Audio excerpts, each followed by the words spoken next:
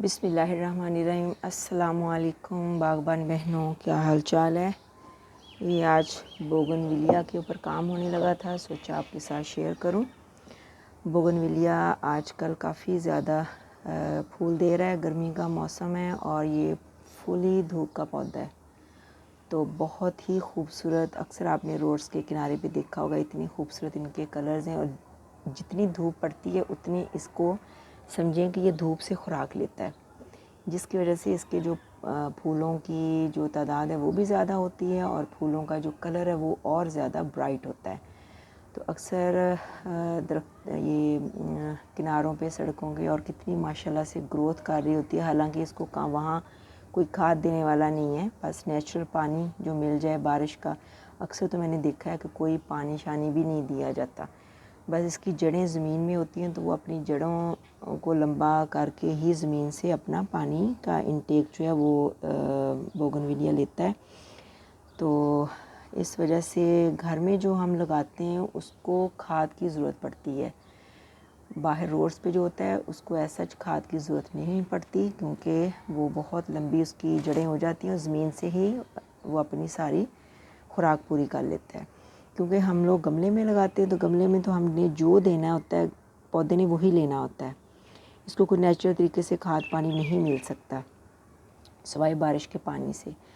चलें, अब थोड़ा सा काम करने लगी थी, इसको खाद देनी थी, क्योंकि ये गर्मी का पौधा, गर्मियों में इसकी ग्रोथ तेज़ होती है, तो इस वजह से तेज़ होती है, तो इसको खाद की भी उतनी ही अच्छी मिकदार में ज़रूरत पड़ती है। बाकी पौधों को तो हम इस महीने नहीं दे सकते, ये अप्रैल मई जून में, क्योंकि ज़ाहिर है वो इतनी धूप होती है जिसकी वजह से खाद जो है वो और ज़्यादा गर्म फील होगी उनके लिए, तो वो फिर डैमेज कर सकती हैं जड़ें इनको। बाकी जो पौधे हैं उनको हम लिक्विड खाद देते हैं, लेकिन जो है बोगनविलिया इसको हम प्रॉपर खाद देते हैं ताकि ये और ज़्यादा इसकी ग्रोथ में इजाफ़ा हो। अच्छा, ये फूलों पे था, इसके फूल अब फ़िलहाल ख़त्म हो गए, तो इसको करना क्या है, जब ये ख़त्म हो जाए तो आपने ये जिस तरह ये मैं देखें खुश्क जो इसकी शाखें हैं ना, इनको आपने तोड़ लेना है। अगर आपके घर में इस तरह का है तो आपने भी इसी तरीके से इसको करना है। तो आज देखिएगा कि इसको मैं कैसे खाद देती हूँ स्टेप बाय स्टेप, तो उसी तरीके से आपने देना है। इंशाल्लाह ताला इसकी ग्रोथ भी ज़्यादा होगी और फिर ये कि फूलों पे भी ये ज़्यादा आएगा। इसके फूल उतर चुके हैं, तो अब मैं इसको खाद पानी देने लगी थी। मैंने कहा इसकी ग्रोथ और ज़्यादा हो इंशाल्लाह ताला। और ये जो बोगनविलिया है, इसको आपने अगर बोनसाई बनाना है तो बोनसाई भी बन सकता है, और अगर आपने इसको बहुत ग्रोथ इसकी लंबी करनी है तो आप बहुत लंबा भी कर सकते हैं। माशाल्लाह से हवा चल रही है, वैसे बहुत गर्म नहीं है, लू नहीं है चल रही, थोड़ी सी ठंडक है उसमें, तो पौधा भी अच्छा फील कर रहा है।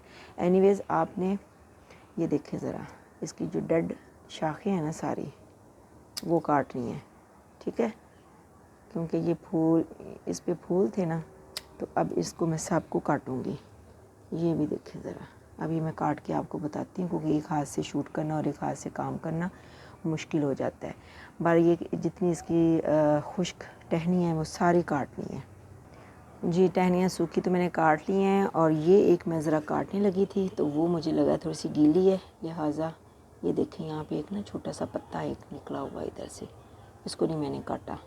मैंने कहा चलें ये इधर से एक इधर शाख आ रही है, इसको क्योंकि मैंने छोटा कद ही रखना है बोनसाई की ही शक्ल में, तो इस वजह से ये मैं एक्स्ट्रा मेरे लिए ये टहनी है, इसको मैं काटने लगी हूँ, ठीक है।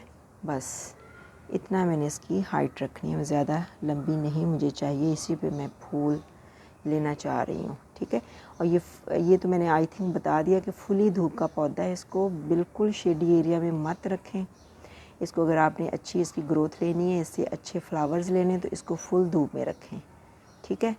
टहनियाँ इसकी काटने के बाद आपने करना क्या है, जो मैं करने लगी थी, इसकी गोडी करनी है आपने। अच्छा जी, गोडी करने के बाद ये पॉइंट टू बी नोटेड कि मिट्टी जो है वो फ्लफ़ी सी होके ना ऊपर हो जाती है, जिसकी वजह से जड़ों को हवा की जो आमदरफ्त है वो आसानी हो जाती है, तो इसलिए पौधा अच्छी ग्रोथ करता है। इस वजह से गोडी बहुत ज़रूरी है। अब बताने का, ये बात करने का मेरा मतलब ये था कि ये देखें कितनी मिट्टी इसकी ऊपर आ गई है, तो क्योंकि ये फुली धूप का पौधा है, इसको पानी बहुत कम मिकदार में चाहिए, तो इस वजह से मिट्टी भी डालते हुए ना आप इसके बात का ख्याल रखना चाहिए कि जिस पौधे को ज़्यादा पानी चाहिए उसकी आपने यहाँ से जो यहाँ इस किनारे से यहाँ तक मिट्टी जो है वो उस हिसाब से रखनी है। इसकी मैं कम रखूँगी, यहाँ तक सिर्फ आधा इंच जो है ना वो मैंने छोड़नी है। यहाँ से ये किनारे से सिर्फ आधा इंच जगह मैं छोड़ूंगी, बाकी सारी मिट्टी रखूँगी ताकि इसको कम पानी जाए और इसको कोई डैमेज ना हो। ज़्यादा पानी जिस पौधे को चाहिए होता है उसकी आप जो मिट्टी है वो उस हिसाब से डालेंगे, ये किनारे से यहाँ तक उस हिसाब से डालेंगे जैसे आपके पौधे को पानी चाहिए होता है। इसको चूँकि कम पानी चाहिए इस वजह से इसकी मिट्टी ऊपर तक रखूँगी ताकि ज़्यादा पानी ना जाए इसके अंदर। इस चीज़ का ख्याल रखना है। अच्छा, जो भी जड़ी बूटियाँ हैं ये इस तरह की वो निकाल देनी है आपने ताकि जड़ी बूटियाँ मज़ीद इसके अंदर इनकी जड़ों को डैमेज ना कर दें। तो ये निकालनी है अंदर से।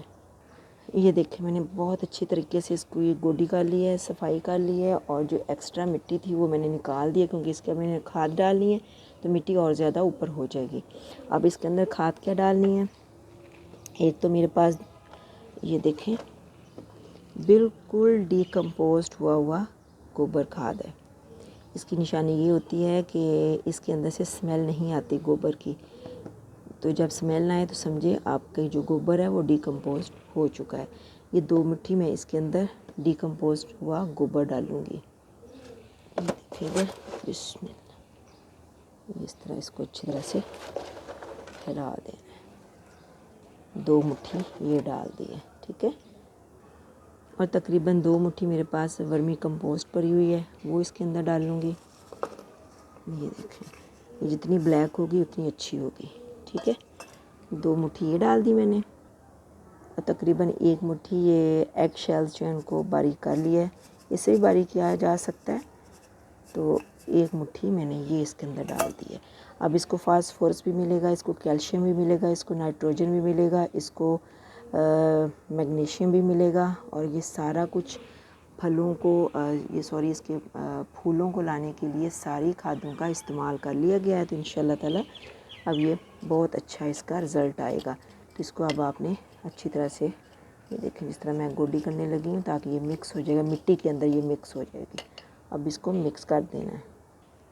और 1 मुट्ठी मेरे पास ये सूखे हुए कीवीज़ उसके पत्ते थे और ये स्पेशल ये ब्लैक गोल्ड, ये देखें ज़रा केले के छिलके, ये देखें फुल ऑफ फास्फोरस, भरा हुआ फास्फोरस है, सॉरी कैल्शियम से भरे पड़े हैं ये।